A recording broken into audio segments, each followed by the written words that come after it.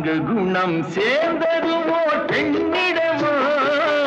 அது நடை பழகி வந்ததென்ன என்னிடமோ